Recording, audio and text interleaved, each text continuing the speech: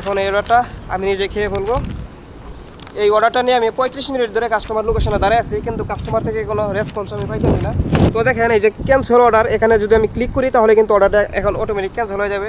তো আমি লাস্ট মুহূর্তে আরেকটা আবার ট্রাই করে দেখি কাস্টমারকে কলটা রিসিভ করে দিতে পারি কিনা, তো দেখি কি হয়। আর যদি কাস্টমার কল রিসিভ না করে সেই ক্ষেত্রে কিন্তু আমি আপনাদের সামনে অর্ডারটা ক্যান্সেল করে দেখাবো। দেখছেন কাস্টমার কিন্তু কল রিসিভ করতেছে না, দেখেন এই যে পয়সা ক্যান্সেল চলবে এভাবে। জানি না, দেখি অর্ডারটা কাস্টমারকে দিতে পারি কিনা।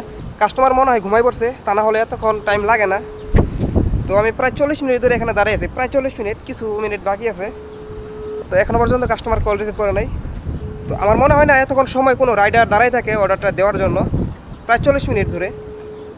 আমি কিন্তু এখানে 20 মিনিট পরে অর্ডারটা ক্যান্সেল করতে পারতাম, আমি আরও 20 মিনিট ওভার দাঁড়াইলাম। তো এখনও পর্যন্ত কিন্তু কাস্টমার কল রিসিভ করে নাই। দুঃখিত, অর্ডারটা আমি আর কাস্টমারকে দিতে পারলাম না। দেখেন এই যে আপনাদের সামনে অর্ডারটা ক্যান্সেল করি, এখানে ক্লিক দিলেই বুঝছেন delivery cancel, no return required.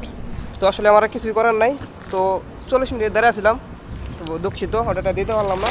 এখন এই অর্ডারটা আমি নিজে খেয়ে ফেলবো, আর এটার জন্য আমার কোনো জরিমানা গুনতে হবে না, যেহেতু কাস্টমার রেসপন্স আমাকে করে নাই।